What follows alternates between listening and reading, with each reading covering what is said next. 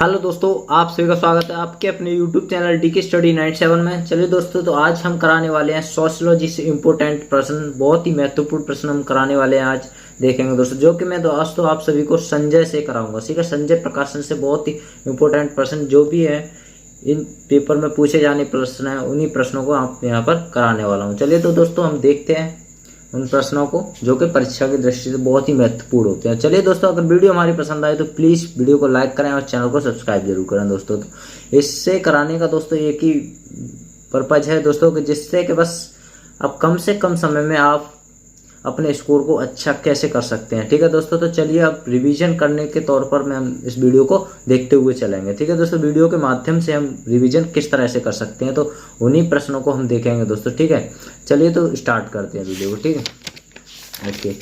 आज का हमारा पहला टॉपिक है निर्धनता। निर्धनता से जितने भी संबंधित प्रश्न बनेंगे उन प्रश्नों को हम यहाँ पर डिस्कस करेंगे दोस्तों। ठीक है, चलिए दोस्तों, तो आज का हमारा पहला प्रश्न है, निर्धनता अवधारणा का संबंध सापेक्ष रूप से वंचित रहने के तथ्य हैं, यह कथन किसका है? तो दोस्तों यह कथन है ऑप्शन नंबर स यानी योगेश अटल जी का है। दोस्तों कम से कम समय में मैं आप सबको ज़्यादा से ज़्यादा प्रश्न कराने की कोशिश करूंगा। यहाँ पर टाइम बिल्कुल भी वेस्ट नहीं करना है। ठीक है दोस्तों, अगर वीडियो हमारा पसंद आए तो प्लीज़ दोस्तों वीडियो को लाइक करें और चैनल को सब्सक्राइब जरूर कर लें दोस्तों। ठीक है, चलिए तो इसका सही आंसर है ऑप्शन नंबर स यानी योगेश अटल जी है इसका सही आंसर। अगला प्रश्न क्या कह रहा है, निर्धनता की माप का क्या आधार है? तो दोस्तों इसका क्या आधार है? निर्धनता की माप का आधार क्या है, यानी किस आधार पर दोस्तों निर्धनता जो है देखी जाती है और इसका मतलब ब्यौरा निकाला जाता है। तो इसका सही आंसर क्या होगा दोस्तों हमारा? ऑप्शन नंबर आ यानी राष्ट्रीय आय के आधार पर जो है निर्धनता जो है निकाली जाती है। चलिए अगला प्रश्न देखते हैं, निर्धनता उन वस्तुओं का अभाव या अपर्याप्त पूर्ति है जो एक व्यक्ति तथा उसके आश्रित स्वास्थ्य एवं कर्मठ बनाए रखने के लिए आवश्यक है। यह किसकी परिभाषा है दोस्तों? तो इसका सही आंसर ऑप्शन नंबर डी है यानी गोडार्ड की परिभाषा है। ठीक है, चलिए आप सभी को बिल्कुल दिख रहा होगा। ठीक, अगला प्रश्न देखते हैं दोस्तों। अगला प्रश्न क्या है, भारत में सर्वाधिक निर्धनता वाला प्रदेश कौन सा है? तो सर्वाधिक निर्धनता वाला प्रदेश है ऑप्शन नंबर आ यानी उड़ीसा है। ठीक है दोस्तों, उड़ीसा है। चलिए अगले प्रश्न पर चलते हैं, निम्नलिखित में कौन सा कारण निर्धनता का नहीं है? इनमें से कौन सा कारण है जो कि निर्धनता का नहीं है? तो हमारा सही आंसर क्या हो जाएगा? ऑप्शन नंबर स यानी भाषाई संघर्ष जो है निर्धनता का कारण नहीं है। यानी खेती की पिछड़ी दशा, भिक्षावृत्ति और बेकारी ये सभी निर्धनता के कारण हैं। ठीक है, आगे देखते हैं। अगला प्रश्न है, किसने निर्धनता का मुख्य कारण खाद्यान्न की तुलना में जनसंख्या की वृद्धि को माना है? तो खाद्यान्न की तुलना में दोस्तों जनसंख्या की वृद्धि को जो है निर्धनता का कारण माना है। तो ये किसने माना है? ऑप्शन नंबर द यानी हमारा ऑप्शन नंबर डी जो है सही हो जाएगा यानी माथल्स। ठीक है दोस्तों, माल्थस ने माना है। अगला प्रश्न है, भारत में निर्धनता दूर करने के संदर्भ में राष्ट्रीयकरण की नीति कब लागू की गई?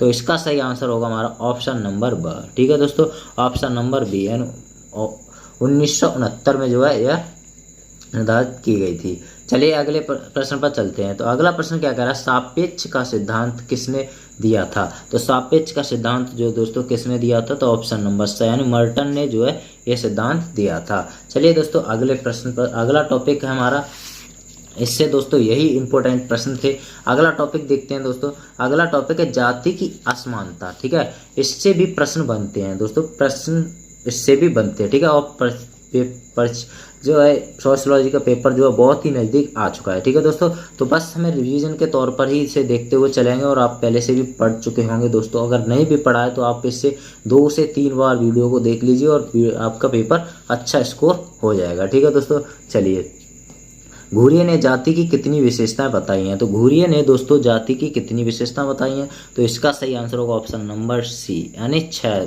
जो विशेषताएं बताई हैं। जाति का प्रजातीय सिद्धांत क्या है दोस्तों? जाति का प्रजातीय सिद्धांत किसने दिया है?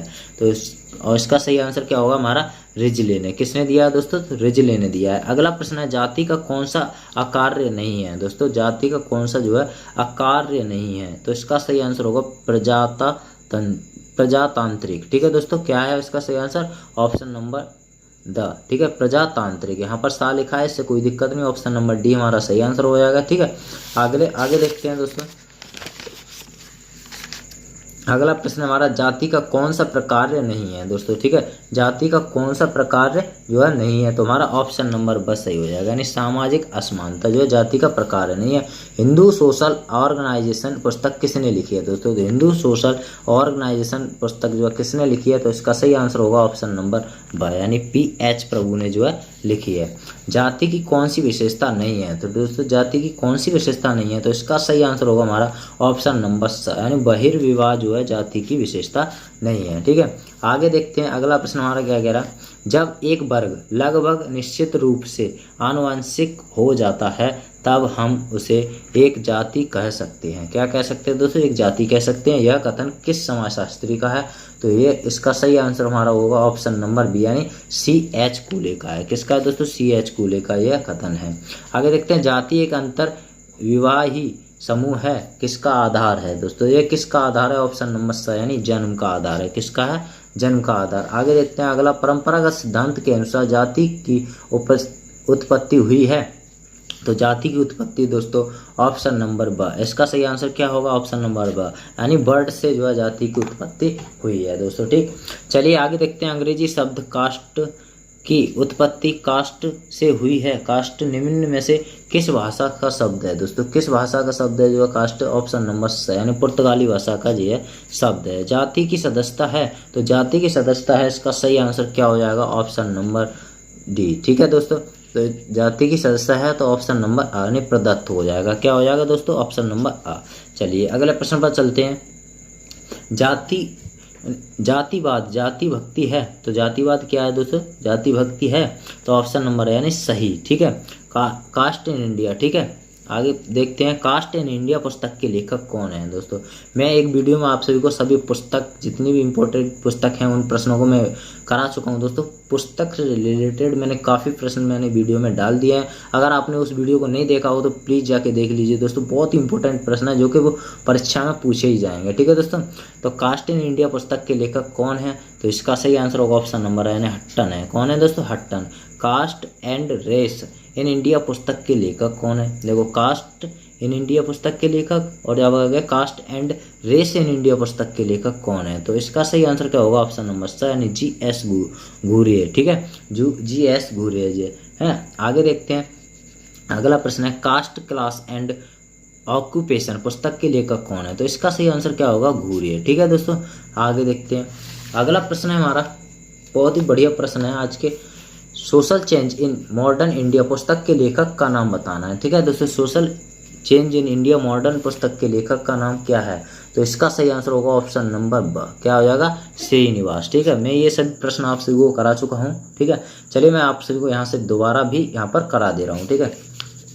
तो caste in India Indian plastic पुस्तक यानी प्लास्टिक पुस्तक के लेखक कौन है, तो इसका सही आंसर होगा ऑप्शन नंबर यानी रजनी कोठारी जी हैं। द हिंदू कास्ट सिस्टम पुस्तक के लेखक कौन है, तो ऑप्शन नंबर स, यानी लुई ड्यूमा जी हैं, ठीक है। आगे देखते हैं अगला प्रश्न है हमारा, किसने आदिवासियों को पिछड़े हिंदू कहा है, तो किसने आदिवासियों को जो पिछड़े हिंदू कहा है, तो ऑप्शन नंबर ब, यानी घूरिये ने कहा है। कर्म और केवल कर्म ही जाति की उत्पत्ति के लिए उत्तरदायी है, किसने कहा है, तो इसका सही आंसर क्या होगा, तो ऑप्शन नंबर स, यानी नेसफील्ड ने कहा। किसने, नेसफील्ड ने। किसने कहा है, जब एक वर्ग पक्के तौर पर पैतृक है तब हम उसे जाति कह सकते हैं, तो इसका सही आंसर होगा हमारा ऑप्शन नंबर ब, यानी श्रीनिवास ने कहा। किसने कहा, यानी इसका सही आंसर होगा ऑप्शन नंबर ब, यानी ऑप्शन नंबर ये क्या है, मजूमदार एवं मदन ने कहा। किसने कहा है, मजूमदार एवं मदन ने कहा है। चलिए अगले प्रश्न पर चलते हैं, caste in modern India and other essays पुस्तक के लेखक कौन है, तो इसका सही आंसर होगा ऑप्शन नंबर ब, यानी श्रीनिवास जी, ठीक है। समाजशास्त्र की प्रकृति कैसी है, तो समाजशास्त्र की प्रकृति दोस्तों कैसी है, तो निरपेक्ष प्रकृति है, ठीक है। आगे चलते हैं अगला प्रश्न कह रहा है, range and cultures of India पुस्तक के लेखक का नाम बताना है, तो इसका सही आंसर होगा हमारा ऑप्शन नंबर द, यानी मजूमदार जी है, ठीक है। आगे चलते, कास्ट क्लास एंड पावर पुस्तक के लेखक का नाम क्या है, तो कास्ट क्लास एंड पावर पुस्तक के लेखक का नाम है ऑप्शन नंबर स, यानी Srinivas. Hindu society and crossroads पुस्तक के लेखक का नाम लिखिए, तो इसका सही आंसर होगा ऑप्शन नंबर द, यानी पार्टिकर, ठीक है। कास्ट इन कंटेम्प्रेरी इंडिया पुस्तक के लेखक का नाम क्या है? तो ऑप्शन नंबर स यानी कोलांडर। ठीक है, ये मैं प्रश्न आप सभी को करा चुका हूँ यहाँ पर। ठीक है, आगे देखते हैं अगले प्रश्न। यहाँ पर दोस्तों कम से कम समय में प्रश्न ज़्यादा से ज़्यादा रिवीजन करना है, क्योंकि आप सभी पहले से भी पढ़ चुके हैं दोस्तों। अगर नहीं भी पढ़े हैं तो 1-2 बार वीडियो को आप देख सकते हैं। ठीक है, तो निम्नलिखित में से कौन सा मापदंड साधारणतः प्रभु जाति का उदाहरण है? तो इसका सही आंसर होगा ऑप्शन नंबर स यानी सभी सदस्यों का एक व्यवसाय में होना। अब चलते हैं प्रभु जाति की अवधारणा। प्रभु जाति की अवधारणा किस समाजशास्त्री ने दी है? तो ये दी है श्रीनिवास ने। ठीक है, इसका सही आंसर होगा ऑप्शन नंबर ब यानी पश्चिमी समाज में स्त्रीकरण का आधार क्या है? तो पश्चिमी समाज में स्त्रीकरण का आधार है ऑप्शन नंबर स यानी वर्ग है। क्या है दोस्तों? वर्ग। अब चलते हैं आगे। जाति एक बंद वर्ग है, यह कथन निम्नलिखित में से किस विद्वान का है? तो ऑप्शन नंबर द यानी मजूमदार एवं मदन का है। आगे देखते हैं, किसने कहा है कि जाति एक वर्ग दोनों ही परिस्थितियां समूह हैं? तो जाति एक वर्ग दोनों ही परिस्थितियां एक समूह हैं। तो option number the high court. क्या हो जाएगा इसका सही आंसर? ऑप्शन नंबर द यानी हाई कोर्ट। निम्न जाति के लड़के का उच्च जाति की लड़की से विवाह कहलाता है, तो क्या कहलाता है? ऑप्शन नंबर अ यानी कि प्रतिलोम विवाह कहलाता है। निम्न जाति के लड़के का उच्च जाति की लड़की से विवाह कहलाता है प्रतिलोम। आगे देखते हैं, वह समूह कौन सा है जिसकी सदस्यता जन्म से निर्धारित होती है? तो इसका सही आंसर तथा आजन्म तक रहती है। तो यह समूह कौन सा है दोस्तों? ऑप्शन नंबर आनी जाति है। अगले प्रश्न पर चलते हैं। निम्नलिखित में से जाति का आधार कौन सा है? तो जाति का आधार कौन सा है? तो इसका सही आंसर होगा जन्म। अगले प्रश्न पर, परंपरागत भारतीय समाज में स्त्रीकरण का आधार था, तो स्त्रीकरण का आधार क्या था? ऑप्शन नंबर यानी जाति। अगले प्रश्न पर चलते हैं। निम्नलिखित में से जाति व्यवस्था को स्थायी बनाए रखने वाला प्रमुख आधार कौन सा है? तो प्रमुख आधार कौन सा है? तो इसका सही आंसर ऑप्शन नंबर स यानी अंतर्विवाह है। क्या दोस्तों? अंतर्विवाह। अगले प्रश्न, अस्पृश्यता की अनुसूची कब पारित हुई थी? तो अस्पृश्यता की अनुसूची दोस्तों ऑप्शन नंबर द यानी 1955 में पारित हुई थी। चलिए तो और प्रश्न देखते हैं। अस्पृश्यता एवं अन्य सामाजिक बुराइयां के विरुद्ध संघर्ष करने के लिए भारत सेवक समाज की स्थापना किसने की थी? तो ऑप्शन नंबर बी यानी बाल कृष्ण गोखले ने जो है इसकी स्थापना की थी। अस्पृश्यता का संबंध किससे है? तो अस्पृश्यता का संबंध है दोस्तों ऑप्शन नंबर स यानी जाति प्रथा से। किससे? जाति प्रथा से। अब निम्नलिखित में से किस समाजशास्त्री ने जाति को पदक्रम जन्म परिस्थिति समूह कहा है? तो ऑप्शन नंबर आ यानी एन के दत्ता ने कहा। किसने? एन के दत्ता ने। निम्नलिखित में से जाति अब असमानता का लक्षण नहीं है? तो ऑप्शन नंबर द तो अर्जित परिस्थिति। क्या है दोस्तों? अर्जित परिस्थिति। Origin and growth of caste in India पुस्तक के लेखक कौन है? तो इसका सही आंसर होगा ऑप्शन नंबर आ एन के दत्त की। ठीक है, अगले प्रश्न चलते हैं। कास्ट किस भाषा के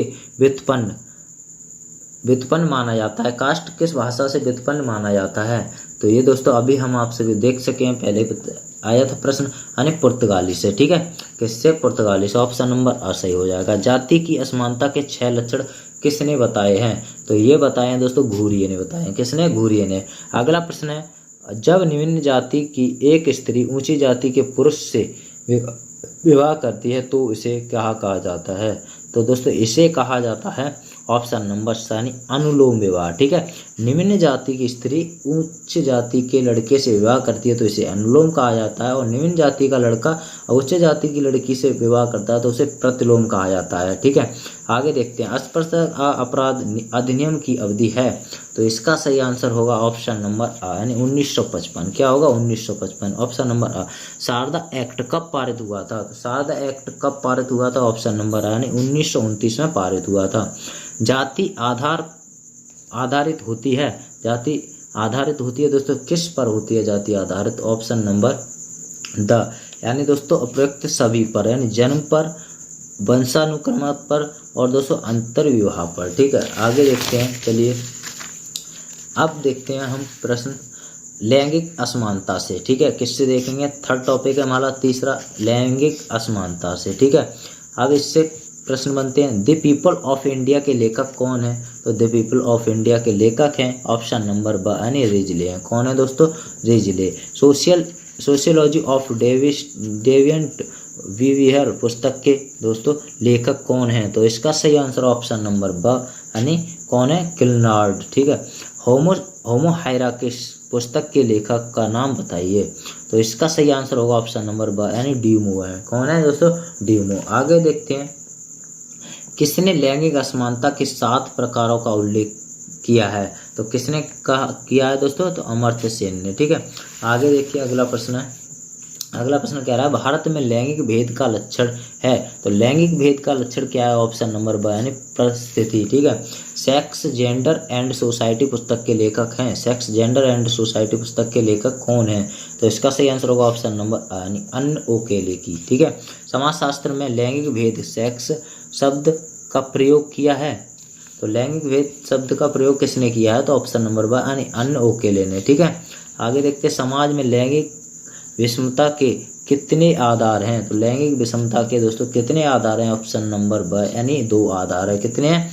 2 आधार हैं। अगला देखते हैं, लैंगिक असमानता के सिद्धांत हैं। तो लैंगिक असमानता के सिद्धांत दोस्तों देखते हैं। इसका सही आंसर ऑप्शन नंबर डी यानी मार्क्स यानी उपरोक्त सभी मार्क्सवादी, उदारवादी और उग्र उन्मूलनवादी। ठीक है। विकलांगता अधिनियम कब पारित हुआ था? तो विकलांगता अधिनियम दोस्तों कब पारित हुआ? ऑप्शन नंबर स यानी 1995 में हुआ था। किसके अनुसार सामाजिकरण लैंगिक असमानता का कारण है? तो किसके अनुसार है? इसका सही आंसर क्या होगा? ऑप्शन नंबर यानी उदारवादी। अगले प्रश्न पर चलते हैं, निम्नलिखित में से किसने अपने अध्ययनों में पाया कि सभी समाजों में यौन आधारित श्रम विभाजन है? तो इसका सही आंसर क्या होगा? ऑप्शन नंबर यानी मुरडॉक ने। ठीक है। अगले प्रश्न पर चलते हैं, दक्षिण भारत में कुरक में संयुक्त परिवार के बारे में किसने लिखा है? तो ऑप्शन नंबर यानी M.N. श्रीनिवास ने लिखा है। M.N. श्रीनिवास ने। अगला प्रश्न है, पितृसत्तात्मक सामाजिक व्यवस्था व पूंजीवाद लिंग असमानता का कारण है। तो इसका सही आंसर होगा ऑप्शन नंबर ब यानी मार्क्सवादी।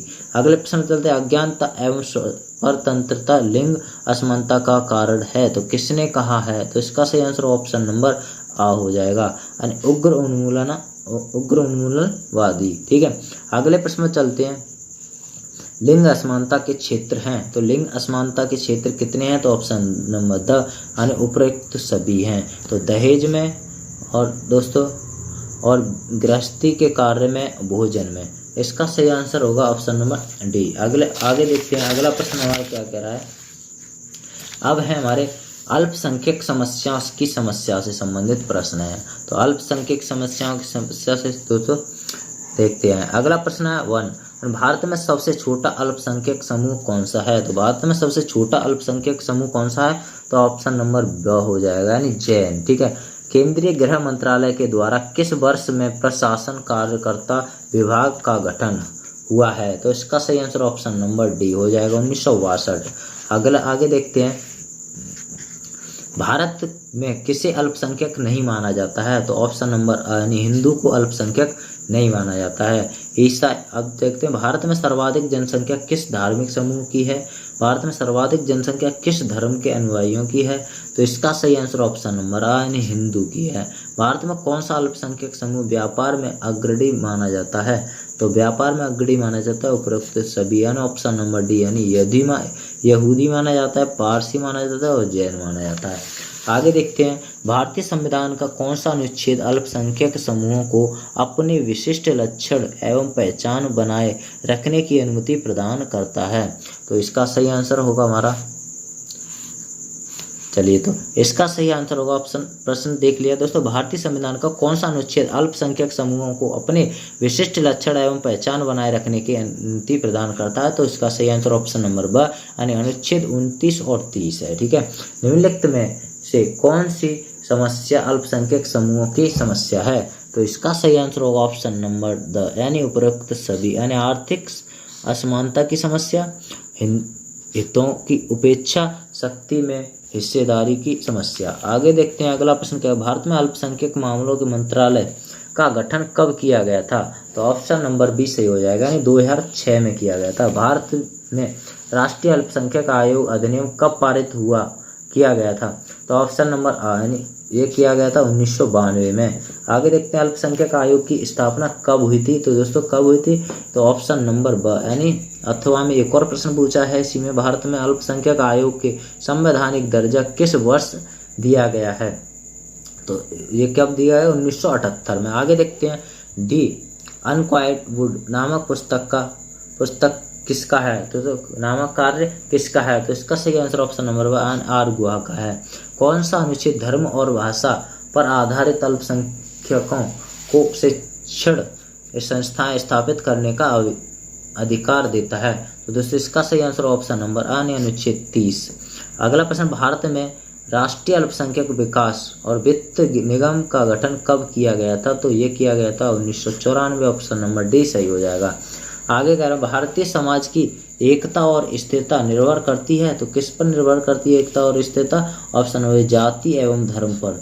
अगला प्रश्न, निम्नलिखित में से कौन सा भारत में सर्वाधिक बड़ा अल्पसंख्यक समूह है। तो ऑप्शन ए मुसलमान सबसे बड़ा।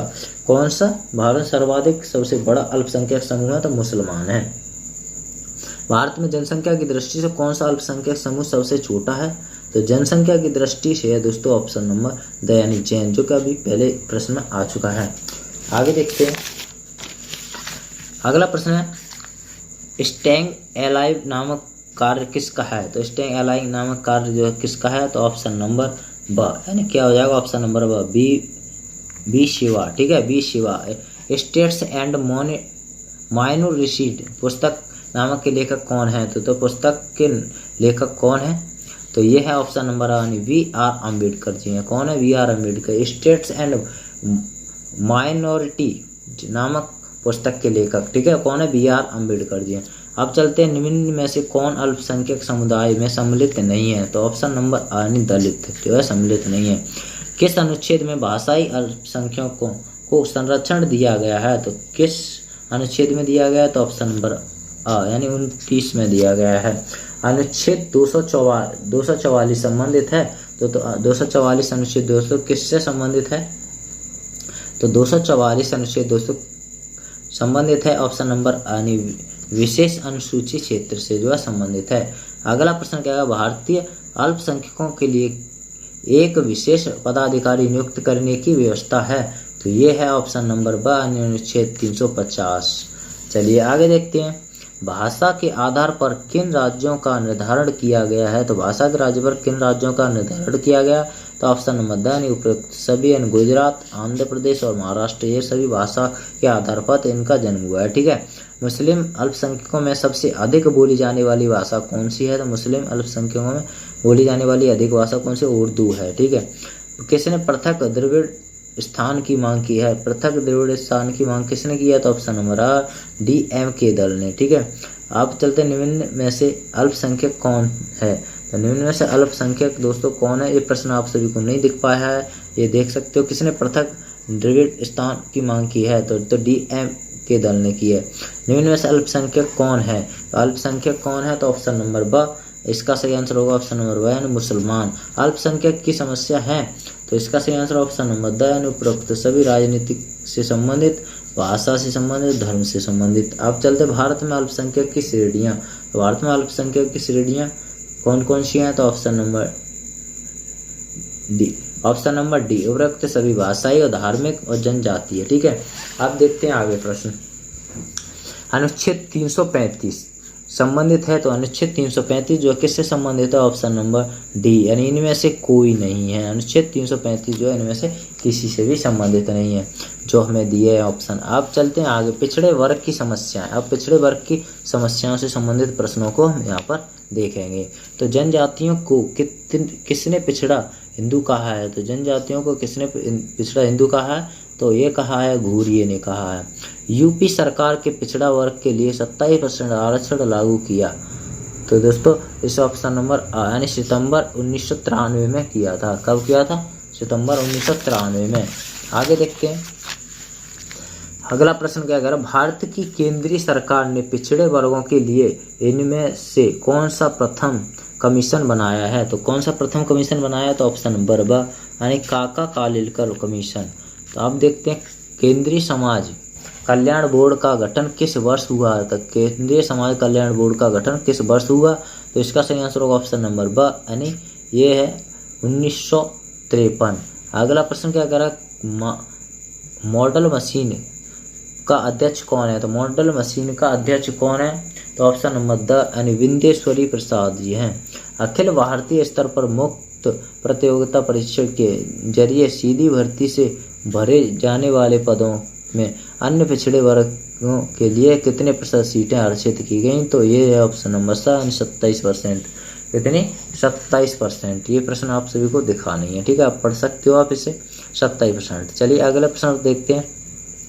पिछड़ा वर्ग आयोग का अध्यक्ष कौन था जिसने अन्य पिछड़े वर्गों के लिए 27% आरक्षण का प्रस्ताव रखा?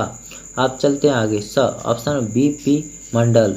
अब मैट्रिक पूर्व एवं मैट्रिक बाद के छात्रवृत्ति लेने हेतु पिछड़े वर्गों में के परिवार की आय कितनी निर्धारित की गई? तो ऑप्शन नंबर आ, यानी 44,500 जो है निर्धारित की गई। अब चलते सामाजिक न्याय एवं धार्मिक स्वतंत्रता सामाजिक न्याय और अधिकारिता मंत्रालय कब गठित किया गया? तो इसका सही आंसर होगा ऑप्शन नंबर द, यानी क्या हो जाएगा ऑप्शन नंबर द, 1998। निम्नलिखित में से कौन सी अन्य पिछड़े वर्गों की समस्या नहीं है? तो ऑप्शन नंबर ब, यानी साक्षरता में अग्रणी स्थान। भारतीय संविधान का अनुच्छेद 17 किससे संबंधित है? तो दोस्तों अनुच्छेद 17 है ऑप्शन नंबर अ, यानी अस्पृश्यता से जो है संबंधित है अनुच्छेद 17। नागरिक अधिकार संरक्षण अधिनियम कब पारित किया गया था?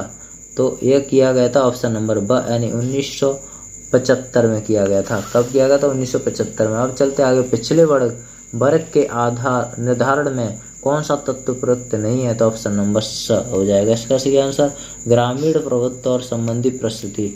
निम्नलिखित में से कौन सी जाति सामान्यतः पिछड़े वर्ग के अंतर्गत सम्मिलित हो गई है? तो इसका सही आंसर ऑप्शन नंबर स हो जाएगा, यानी धोबी, ठीक है। कौन सी जाति सामान्यतः पिछड़े वर्ग के अंतर्गत सम्मिलित हो गई है? तो धोबी। आप चलते हैं अगला प्रश्न। भारतीय संविधान के किस भाग में पिछड़े वर्ग तथा शब्द का प्रयोग किया गया है? तो ऑप्शन नंबर स क्या है? ऑप्शन नंबर स, यानी भाग 16। भारतीय संविधान में पिछड़े वर्गों के निर्धारण के लिए किसे आधार माना गया है? तो किसे आधार माना गया है? तो इसका सही आंसर होगा ऑप्शन नंबर माना गया है, तो ऑप्शन नंबर ब हो जाएगा, सामाजिक शैक्षणिक पिछड़ापन। इसका सही आंसर होगा ऑप्शन नंबर ब, यानी नरसिंह राव सरकार ने किस दिन पिछड़े वर्गों के आरक्षण की नीति को स्वीकार करने की घोषणा की? तो नीति को स्वीकार करने की घोषणा किसने की?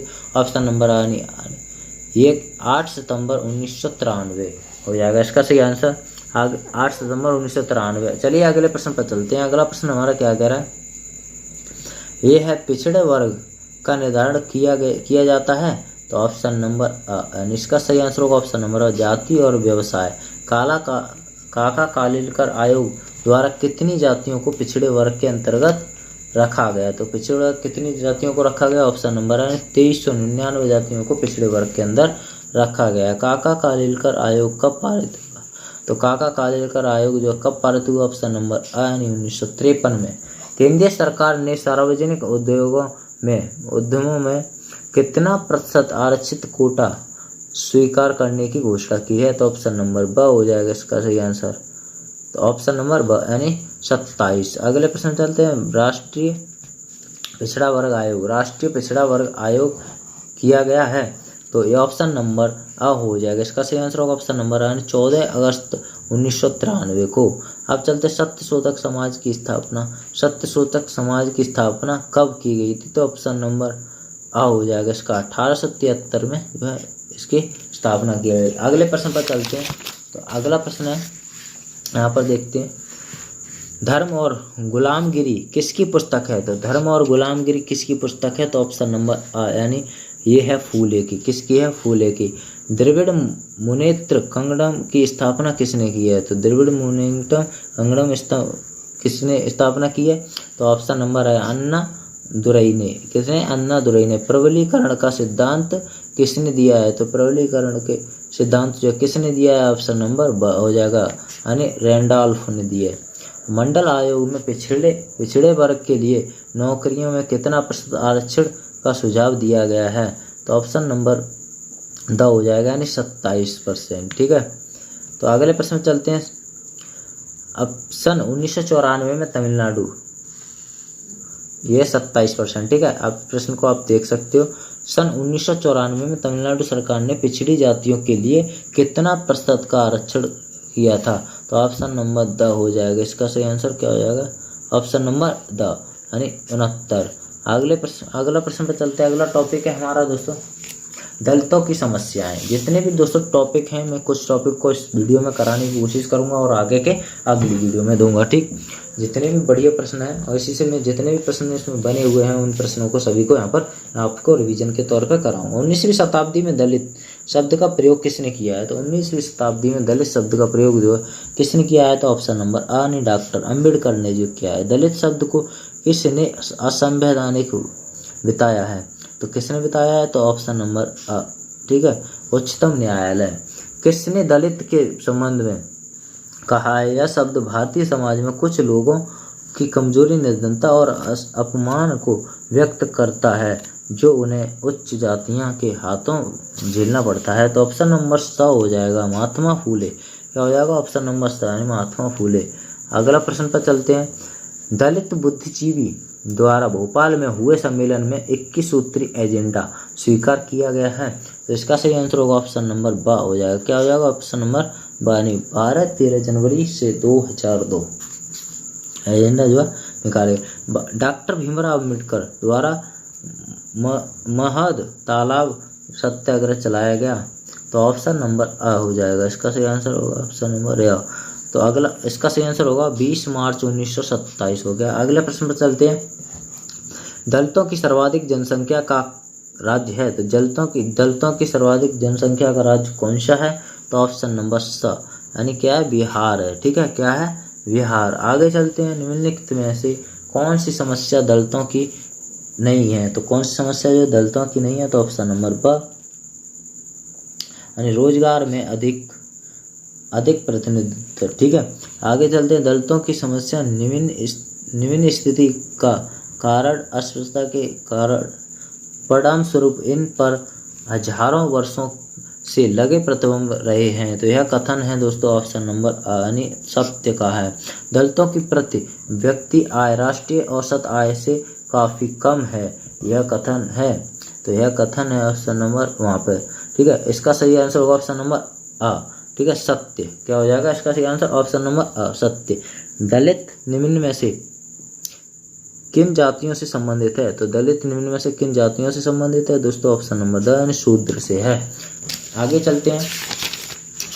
अगला प्रश्न है दलितों में, आगे देखिए, दलितों में साक्षरता दर राष्ट्रीय साक्षरता दर से अधिक है, यह कथन है। तो ऑप्शन नंबर ब, यानी असत्य। अस्पृश्यता अधिनियम कब पारित हुआ था? तो ये हुआ था ऑप्शन नंबर 1955 में।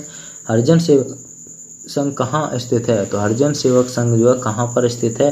तो ये है ऑप्शन नंबर नई दिल्ली में। हरिजन शब्द का सर्वप्रथम प्रयोग किसने किया था? तो ऑप्शन नंबर महात्मा गांधी ने। हरिजन सेवक संघ की स्थापना किसने की थी? तो ये ऑप्शन नंबर स, महात्मा गांधी की है। 21 सूत्रीय दलित एजेंडा का दूसरा नाम है? तो 21 सूत्रीय दलित एजेंडा का दूसरा नाम क्या है? तो ऑप्शन नंबर स, यानी भोपाल घोषणा पत्र। अब चलते हैं दलितों पर अत्यधिक अत्याचार के समाचार मिलते हैं। तो अत्याचार के समाचार मिलते हैं तो ऑप्शन नंबर द, यानी उपरोक्त सभी। ठीक है, बिहार में, उत्तर प्रदेश और मध्य प्रदेश में दोस्तों अत्याचार के जो है समाचार मिलते हैं अधिक से अधिक। ठीक है, दलितों की समस्या हैं। तो दलितों की समस्या दोस्तों क्या है? तो ऑप्शन नंबर द, यानी ये सभी हैं, स्वास्थ्य संबंधी, अत्याचार, उत्पीड़न और अस्पृश्यता संबंधी। ठीक, आगे चलते हैं। अस्पृश्यता जिस रूप में आज हिंदू धर्म में प्रचलित है, यह भावना तथा मनुष्य दोनों के ही विरुद्ध है, किसने कहा है? तो इसका सही आंसर ऑप्शन नंबर ब, यानी गांधी जी ने कहा है। संविधान में दलितों के उत्थान के लिए आरक्षण को कब तक के लिए बढ़ा दिया गया है? तो इसका सही आंसर ऑप्शन नंबर ब, यानी ऑप्शन नंबर आ, यानी 2010। नागरिक अधिकार संरक्षण अधिनियम कब पारित किया गया? तो नागरिक अधिकार संरक्षण अधिनियम कब पारित किया? ऑप्शन नंबर ब, यानी 1976 में। ठीक है, संवैधानिक किस अनुच्छेद में अनुसूचित जातियां एवं जनजातियां के लिए लोकसभा में आरक्षण का प्रावधान किया गया है? तो इसका सही आंसर होगा ऑप्शन नंबर ब यानी 330 में। ठीक है, कब प्रावधान किया गया? तो 330 में। अब चलते हैं आगे। अनुसूचित जाति एवं जनजाति अत्याचार निवारण अधिनियम कब पारित किया गया? तो ये किया गया ऑप्शन नंबर ब यानी 1989 में। कब किया गया? 1989 में। सत्यशोधक समाज की स्थापना किसने की थी? तो ऑप्शन नंबर यानी ज्योतिबा फूले ने जो है सत्यशोधक समाज की स्थापना की थी। अब देखेंगे किससे संबंधित प्रश्न है। मानव अधिकारों पर प्रहार है, तो मानव अधिकारों पर प्रहार से संबंधित प्रश्नों को देखते हैं। आगे देखते हैं, भारत में राष्ट्रीय मानव अधिकार आयोग की स्थापना किस वर्ष हुई थी? तो ये हुई थी ऑप्शन नंबर ब यानी 1993 में हुई थी। आगे देखते हैं, NHRC किसका सूचक है? तो NHRC जो है किसका सूचक है? तो ऑप्शन नंबर ब राष्ट्रीय मानव अधिकार आयोग। ठीक, आगे चलते हैं। अगला प्रश्न है हमारा, मानव अधिकार संरक्षण अधिनियम 1993 में कितने अध्याय हैं? तो कितने अध्याय हैं? तो ऑप्शन नंबर ब यानी 8 अध्याय हैं। द्वितीय श्रेणी के मानव अधिकार संबंधित हैं, तो द्वितीय श्रेणी के मानव अधिकार संबंधित किससे हैं? दोस्तों ऑप्शन नंबर ब यानी आर्थिक एवं सामाजिक अधिकार से। मानवाधिकार से संबंधित महत्वपूर्ण मुद्दे को कौन से हैं? मुद्दे कौन से? तो ऑप्शन नंबर द हो जाएगा। क्या हो जाएगा? Option number the. उपरोक्त सभी यानी स्त्रियों अधिकारों, प्रोत्साहन, अल्पसंख्यक का संरक्षण और नील भेदभाव की समाप्ति। आगे देखते हैं, अगला प्रश्न है, भारत के राष्ट्रीय मानवाधिकार आयोग का मुख्यालय कहाँ पर है? तो ये है नई दिल्ली में। मानवाधिकार संरक्षण संबंधित बात है, तो दोस्तों ये इसका सही आंसर ऑप्शन नंबर द यानी उपरोक्त सभी यानी गोलकनाथ बनाम पंजाब राज्य। आप देखते मिनर्वा मिल्स बनाम भारत संघ। ठीक है, और केशवानंद भारती बनाम केरल राज्य। ठीक है, इसका सही आंसर होगा ऑप्शन नंबर डी यानी उपरोक्त सभी हैं। आगे चलते हैं, मानव विकास सूचकांक को किसने बढ़ावा दिया था? तो ऑप्शन नंबर ब यानी महबूब उल हक ने जो है बढ़ावा दिया था। तो हाउस ने सामाजिक विकास के कितने मापदंडों का उल्लेख किया है? तो इसका सही आंसर ऑप्शन नंबर द यानी 5 ने। ठीक है, अब चलते मानव अधिकारों पर संयुक्त राष्ट्र घोषणा पत्र कब घोषित किया गया? तो इसका सही आंसर ऑप्शन नंबर यानी 10 दिसंबर 1948 को। निम्नलिखित में से कौन सी एकीकरण को खतरा है? तो कौन से निम्न में से राष्ट्रीय एकीकरण को खतरा है? तो दोस्तों इसका सही आंसर ऑप्शन नंबर स हो जाएगा यानी सांप्रदायिकता। ठीक है, अब चलते मानव अधिकारों के संरक्षण से संबंधित अधिनियम है। तो मानव अधिकारों के संरक्षण से संबंधित अधिनियम कौन सा है? तो ऑप्शन नंबर द यानी उपरोक्त सभी पिछड़े वर्ग के लिए राष्ट्रीय अधिनियम 1993 यानी नागरिक संरक्षण राष्ट्रीय अधिनियम 1955, अनुसूचित जाति एवं जनजाति अधिनियम 1989। तो अब चलते हैं अगला प्रश्न पर। अगला प्रश्न है, मानव कार्य के लिए समान वेतन का अधिकार किस अनुच्छेद में है? तो ऑप्शन नंबर यानी 39 में। ठीक है, कितने में? 39 में। कार्य करने का अधिकार किसी अनुच्छेद में है? तो कार्य करने का अधिकार किस अनुच्छेद में है? तो इसका सही आंसर होगा ऑप्शन नंबर ब यानी अनुच्छेद 41 में है कार्य करने का संबंध। ठीक है, अधिकार अनुच्छेद है तो अनुच्छेद 41 है। अब चलते हैं दहेज प्रथा से और दोस्तों प्रश्न बनते हैं, बहुत ही इंपॉर्टेंट प्रश्न है, उन प्रश्नों को भी देख लेते हैं। दहेज प्रथा से संबंधित प्रश्नों को, यानी उत्तर प्रदेश में 2011 की जनगणना के अनुसार दहेज के कारण कितनी हत्याएं हुई थी? तो 2011 में कितनी हत्याएं हुई दहेज प्रथा के कारण, दहेज के कारण दोस्तों? तो इसका सही आंसर ऑप्शन नंबर है 2524 जो है दहेज के कारण हत्याएं हुई है। दहेज प्रथा निषेध अधिनियम किस वर्ष पारित हुआ? तो दहेज प्रथा अधिनियम किस वर्ष पारित हुआ? तो ऑप्शन नंबर 1961 में। तो दहेज निरोधक अधिनियम 1961 के अंतर्गत दहेज के दोषी पाए गए व्यक्ति को कितने वर्ष की सजा दी जा सकती है? तो ऑप्शन नंबर ब यानी 6 माह से 2 माह तक की सजा जो है दी जा सकती है। अब चलते हैं अगले प्रश्न पर। अगला प्रश्न हमारा क्या कह रहा है? तो अगला प्रश्न है, दहेज निरोधक अधिनियम 1961 के अंतर्गत दहेज के दोषी पाए गए व्यक्ति को कितना जुर्माना किया जा सकता है? तो ऑप्शन नंबर ब यानी 2000। अगले प्रश्न पर चलते हैं। दहेज निरोधक अधिनियम 1986 के अंतर्गत दहेज के दोषी पाए गए व्यक्ति को कितना जुर्माना किया जा सकता है? तो ये किया जा सकता है ऑप्शन नंबर स यानी 1500 रुपये जो है किया जा सकता है। भारत सरकार ने दहेज हेतु कठोर सजा देने का उद्देश्य अपराधी कानून में कब संशोधन किया था? तो इसका सही आंसर होगा कब संशोधन किया था? तो ऑप्शन नंबर स यानी 1986 में जो है किया था। निम्नलिखित में से कौन सा दहेज प्रथा का कारण है? तो कौन सा जो है दहेज प्रथा का कारण है? तो इसका सही आंसर ऑप्शन नंबर द जो है दहेज प्रथा का कारण है। तो उपरोक्त सभी यानी अनुलोम विवाह, अंतर्विवाह और महंगी शिक्षा प्रणाली। आगे देखते हैं। निम्नलिखित में से कौन सा दहेज का दुष्परिणाम नहीं है? तो कौन सा दहेज का दुष्परिणाम नहीं है? तो इसका सही आंसर ऑप्शन नंबर द यानी पारिवारिक समन्वय। साधारणतः दहेज वह संपत्ति है जो एक पुरुष विवाह के समय अपनी पत्नी या उसके परिवार से प्राप्त करता है। यह कथन किसका है? तो यह ऑप्शन नंबर स यानी चार्ल्स विनिक का है। किसका है? तो चार्ल्स विनिक का है। तो निम्न में से दहेज प्रथा का कारण कौन सा नहीं है? तो इसका सही आंसर होगा ऑप्शन नंबर स यानी पारिवारिक विघटन। दहेज निरोधक अधिनियम पारित किया गया है। तो ये इसका सही आंसर ऑप्शन नंबर ब यानी 1961 में। ठीक है, आगे देखते हैं दहेज प्रथा के दुष्परिणाम हैं। तो दहेज प्रथा के दुष्परिणाम है ऑप्शन नंबर द यानी उपरोक्त सभी। आत्महत्या, पारिवारिक विघटन, विमेल विवाह। दहेज वह धन या संपत्ति है जो विवाह के अवसर पर लड़की के माता पिता व अन्य निकट संबंधियों द्वारा दी जाती है। यह कथन है तो ऑप्शन नंबर अ यानी फेयर चाइल्ड का। किसका है? फेयर चाइल्ड का। अगले प्रश्न चलते हैं। दहेज निरोधक अधिनियम 1961 की किस धारा में दहेज संबंधी अपराध की सुनवाई प्रथम श्रेणी में मजिस्ट्रेट कर सकता है? तो इसका सही आंसर होगा ऑप्शन नंबर द यानी धारा 7 के अंतर्गत। आगे देखते हैं। तो दहेज निरोधक अधिनियम 1986 में कितने वर्ष की सजा का प्रावधान है? तो ऑप्शन नंबर अ यानी 5 वर्ष की सजा का जो है प्रावधान है। तो अगले प्रश्न पर चलते हैं। अगला टॉपिक है हमारा घरेलू हिंसा से। दोस्तों घरेलू हिंसा से जितने भी प्रश्न इंपॉर्टेंट बनने वाले हैं उन प्रश्नों को हम यहाँ पर देखेंगे। अगर दोस्तों वीडियो हमारी प्लीज लाइक करें और वीडियो अगर पसंद आए तो प्लीज वीडियो को लाइक करें और चैनल को सब्सक्राइब जरूर कर लें दोस्तों। ठीक है, आगे देखते हैं। भारतीय नारियों की कौन सी समस्या है? तो भारतीय नारियों की कौन सी समस्या? ऑप्शन नंबर द उपरोक्त सभी। दहेज की समस्या, रोजगार की समस्या, पारिवारिक हिंसा की समस्या। ठीक है, ये सभी नारियों की समस्या है। आगे देखते हैं। इनमें से किसने भारतीय राष्ट्रीय महिला संघ के निर्माण में 1954 में महत्वपूर्ण भूमिका निभाई है? तो इसका सही answer option number Aruna Asaf Ali. अगले प्रश्न चलते हैं। महिलाओं का अनैतिक व्यापार निरोध अधिनियम पारित हुआ?